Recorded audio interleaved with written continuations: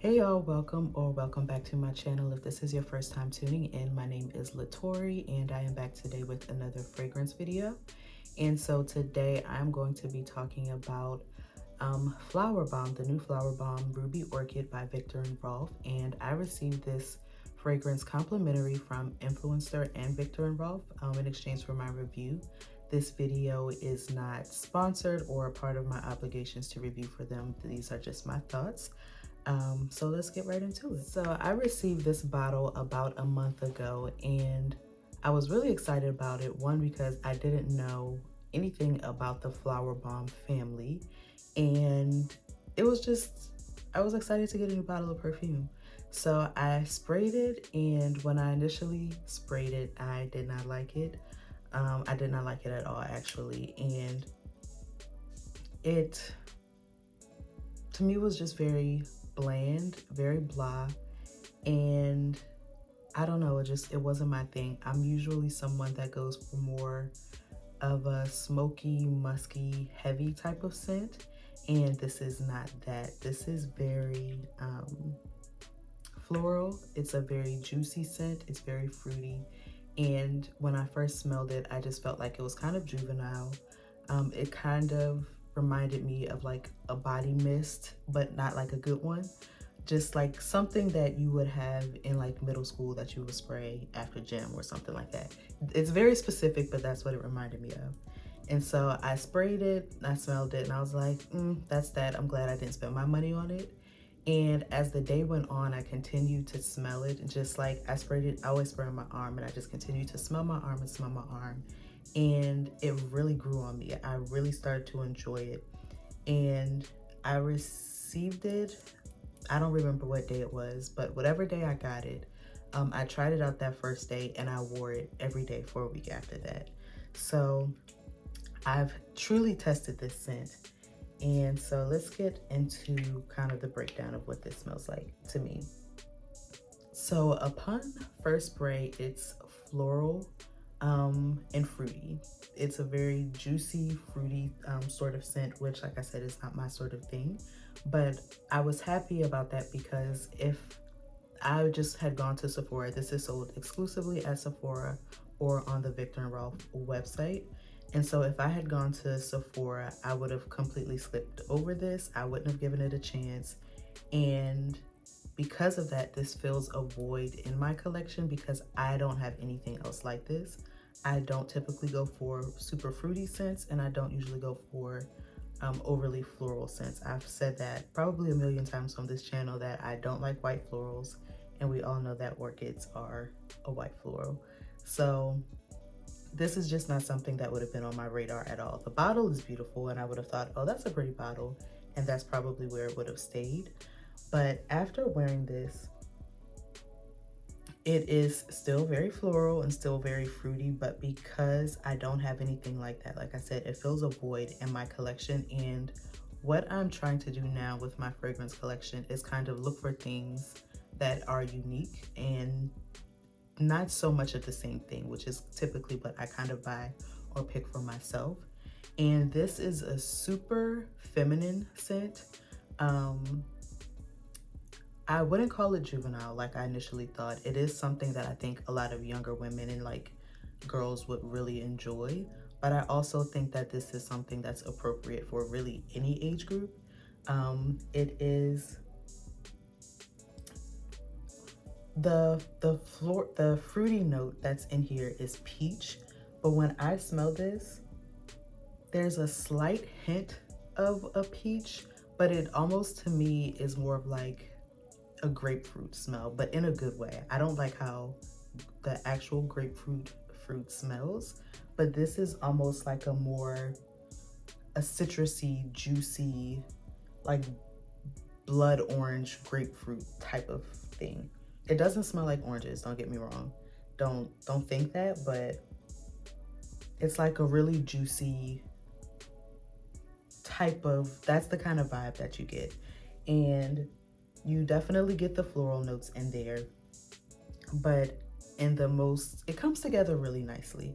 Like I said, this isn't something that I would typically go for, but I enjoy it, and I am trying to be more intentional about buying more feminine fragrances, because if you're not new here, you know I love a unisex scent. I love a really androgynous scent. I'm someone, I like to dress up. I love to be girly and all of those things. But when it comes time to spray my fragrance, I love like a more smoky, musky, unisex type of vibe. And that doesn't work all the time for every occasion. I feel like it's time to find more feminine scents. I feel like with most fragrances, if you like it, you like it, and if it smells good, it smells good. But some things are just better for different occasions, and this would be perfect for like a date night. But like a date night when you're first meeting someone, it's like you don't want to show up smelling like a grown man, which is what most of my collection would do for me. So this is great to have, but this is definitely something I would recommend. If you have the original Flowerbomb, I will say this probably isn't like a need for you unless you just are a collector or just really enjoy the scent. But I feel like they are similar enough where if you have one, you don't need the other. And I know the original Flowerbomb is like a cult classic. Everyone loves that scent. So with this, I don't know if you noticed before, but the atomizer is amazing. You get a very full spray. The longevity I feel like could be better. With this, I spray a lot. Like, I'm not usually a super heavy sprayer. I'm starting to become one, but with this, most days when I wear it, I do about 6 to 7 sprays, and it'll last me for about 4 to 5 hours. So if this is something that you're applying like in the morning and expecting to get an all-day wear, that probably won't happen. But you'll get, you know, a good amount of time out of it. I don't think that this is something that would be like polarizing, or anybody will come around you and say, oh, I hate that, or give anyone a headache. Like, none of those sorts of things. It's very mild. It projects, don't get me wrong. When I wore this, I did have a few people tell me like, oh, you smell really good. So people notice it, but it's not like loud or busy or anything like that. So it's a good scent to have. It's moderate, like I said, on the longevity, but the projection is decent. This would be really good for our office for that reason. Like, it's something that's pleasant. Nothing like out of the ordinary or anything like that. For me, it filled a void in my collection just because I don't usually buy fruity florals. But if you are someone that has a lot of fruity florals, I don't know if this is something that will be groundbreaking or life-changing for you, just because it's not unique. It's nice, it's pleasant, it's something that I think would be a crowd pleaser. For pretty much any age, I think this would be a safe blind buy. I think this would make a great gift because I think most people would enjoy it, but it's not like a need, if that makes sense. I know the last time I checked Sephora, it was sold out in every size. And on the Viktor and Rolf website, they had like limited quantities. And I think that's probably because, like I said, the original Flowerbomb is like a cult classic. So people are just intrigued and interested. And the flankers are good too. The other flankers for Flowerbomb are good too. And so that's probably a part of the reason around the hype of this. But if you have the original or any of the flankers, to me, it's similar enough where, unless you're just a collector of the house, you don't really need another one. And that's from someone that buys a lot of things. So let's get into the notes. I have my phone right here to get into the notes. So on the Viktor and Rolf website, they had an interesting description on there that I want to read because I didn't get any of that. They describe the scent as a sensual floral perfume that's inspired by the glamour of burlesque. This passionate woman's perfume blends ruby flower orchid, juicy peach, and red foxy vanilla bean to create a magnetic fragrance perfect for any confident woman. So like I said, I do agree that this is perfect for any woman of any age, but glamour, I don't know if it's really giving that. Definitely not burlesque. I would not, when I think sensual, I'm not thinking this. Like, she's just not that girl. And I don't really get a lot of vanilla.